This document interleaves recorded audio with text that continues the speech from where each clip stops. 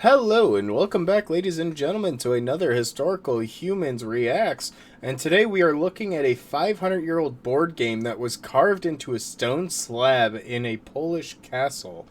The slab in question was a part of a castle in Poland, of which I will not and cannot pronounce because I am unable to, and there's a lot of Yeah, vowels and yeah. consonants. Switokreski Voivodeship. And I Uh, apologize for anyone he just cussed out.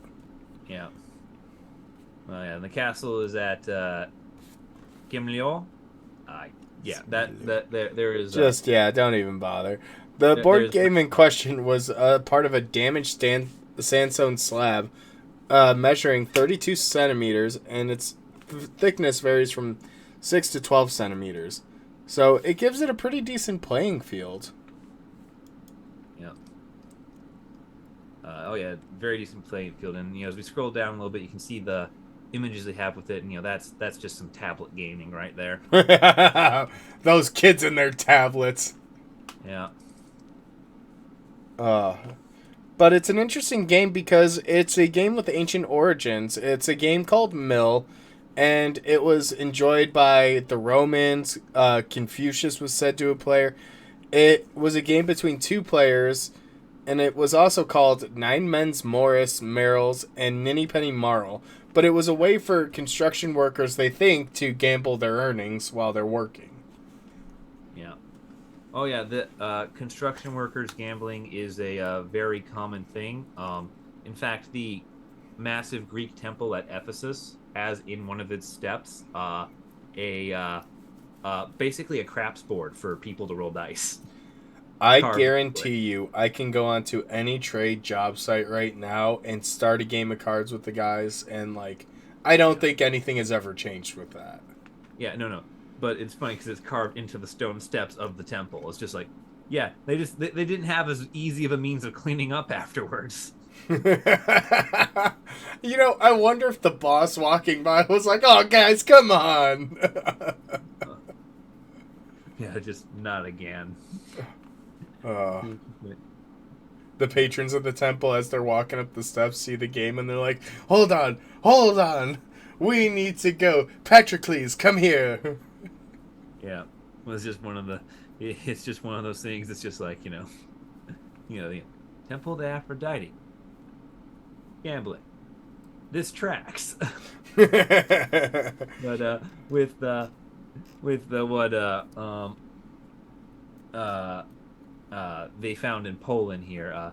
One of the other theories for the game is that it could have easily also been carved later by either children living at the castle or servants looking to have some fun because both of those people also have a need for entertainment and are not necessarily going to respect the structure to that degree.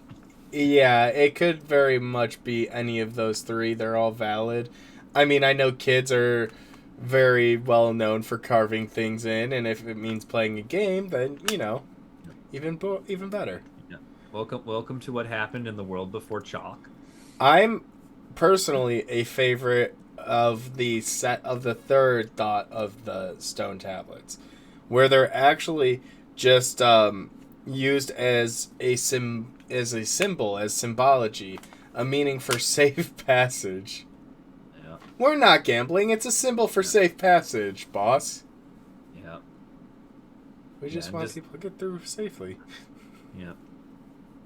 Speaking as safely, it's a miracle that there's anything still here from this time period. The castle's story is uh, rather interesting. It was built from 1519 to 1531 by the orders of a noble named Christoph. Uh, and it was captured during the Swedish deluge, changed hands several times, so it's a frequently fought over location. Uh, and by 1800, it has become a brewery. By 1905, it is a bathhouse. In 1944, it serves as a German military hospital. and it goes into private ownership in 2009, at which point it slides into decline and neglect. Before being repurchased in 2022, which is what let the archaeologists in. You know, that leads a very important question, and I feel like I know the answer, but given the fact that it was used as a brewery and a bathhouse and eventually a hospital, I'm going to assume that the point from which it became ruins from a completed building must have occurred somewhere between 1944 and 2009. However, I have my own personal inclinations towards which end of that spectrum might have occurred. Yeah. Yeah. Well, you can see, like, on the front picture with the excavations, there are still, like, corners of the building standing, 2 stories high, proudly above the ground. So it's clear that, like, at the very least, with the repurposing, stuff moved around the property instead of just tearing itself down and building on top of the ruins. Like, stuff did move around the property a little bit because there are still standing ruins. That's the one, like, yay. You're ignoring the basic fact of the fact that the building, that part of the building is covered in shrapnel, which leads my inclination to feel a little more valid. Yeah. Oh, it's definitely covered in shrapnel. I'm just saying it's still standing. That's a miracle. And it So, also shows you that, consider that still standing. That to me is ruins in a nutshell. Like, that is barely staying up. yeah, Justin, it's 2 stories high, and we didn't have to pull it out of the ground to keep it there, which is more than can be said for all of Pompeii. Ugh. You know, it also leads me to think about, because after we talked about that whole toxic site, like, how safe is that ground? Oh yeah, the Florida Tuxedo.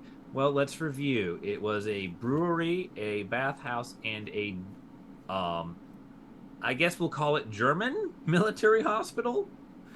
German with the asterisk, a word we will not say.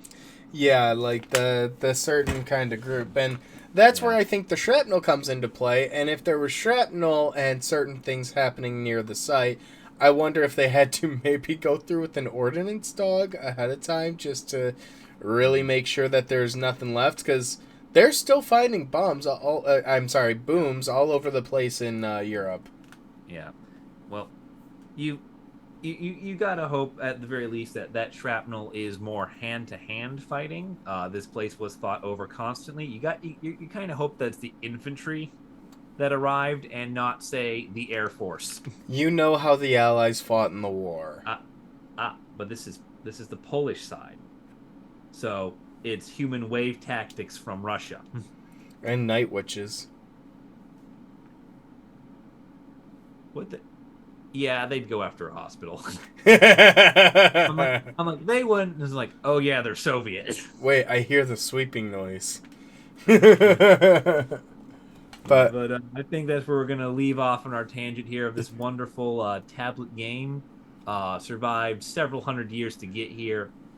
Who knows who built it? Servants, children, the construction workers. it's the kids and their damn tablets. Yeah.